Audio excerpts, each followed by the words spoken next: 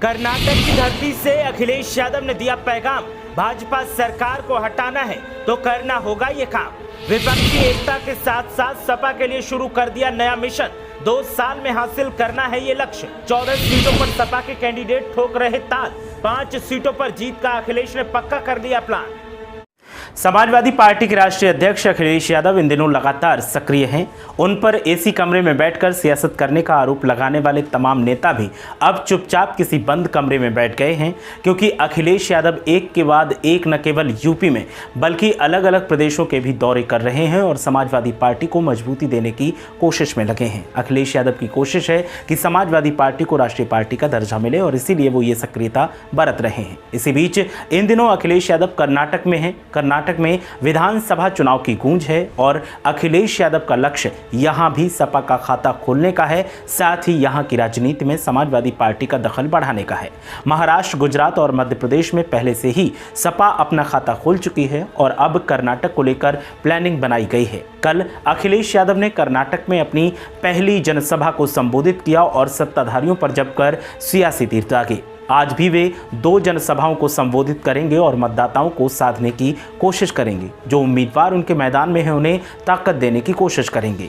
UP में निकाय चुनाव के बीच अखिलेश यादव की कर्नाटक यात्रा को लोकसभा चुनाव की तैयारी के मद्देनजर अहम माना जा रहा है। सपा को राष्ट्रीय पार्टी बनाने की रणनीति का भी अहम हिस्सा इसे माना जा रहा है और इसी के लिए राष्ट्रीय अध्यक्ष अखिलेश यादव लगातार कवायदों में लगे हुए हैं। सपा अध्यक्ष अखिलेश यादव लगातार राष्ट्रीय राजनीति में सक्रिय हैं। दोबारा राष्ट्रीय अध्यक्ष बनने के बाद उन्होंने सपा को राष्ट्रीय पार्टी बनाने का संकल्प लिया है। इसी के तहत वो अलग अलग राज्यों का निरंतर दौरा कर रहे हैं और पार्टी को मजबूती देने की कोशिश में लगे हैं। सपा ने गुजरात में 1 विधानसभा सीट जीतने के बाद अब कर्नाटक की 224 विधानसभा सीटों में से 14 सीटों पर अपने उम्मीदवार उतारे हैं। यहाँ की 5 सीटों पर पार्टी के नेता जमकर पसीना बहा रहे हैं और उनका लक्ष्य है कि इन 5 सीटों को जीता जाए। उन्हें उम्मीद है कि ये सीटें उनके खाते में जरूर आ सकती हैं। इनमें अफजलपुर, कालाबुर्गी, सोरवा, चित्रदुर्ग पर समाजवादी पार्टी मजबूत है।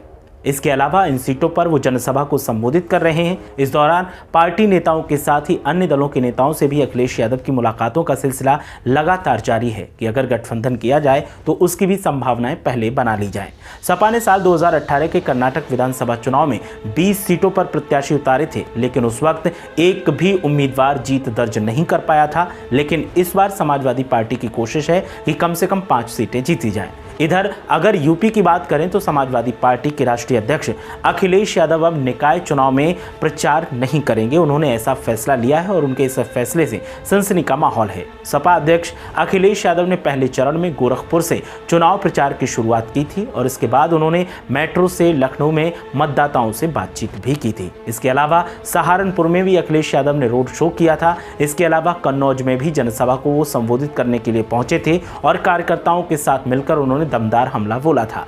निकाय चुनाव में भारतीय जनता पार्टी के वरिष्ठ नेता लगातार जनसभाएं कर रहे हैं। मुख्यमंत्री योगी आदित्यनाथ समेत हर नेता की कहीं न कहीं जनसभा लगी हुई है और लगातार सक्रियता है। लेकिन समाजवादी पार्टी निकाय चुनाव में इतना पसीना नहीं बहा रही है, जिस पर अब सवाल भी उठने लगे हैं और लोग अलग अलग तरीके से सवाल दाग रहे हैं। दूसरी ओर बीएसपी सुप्रीमो मायावती भी कर्नाटक में ही हैं।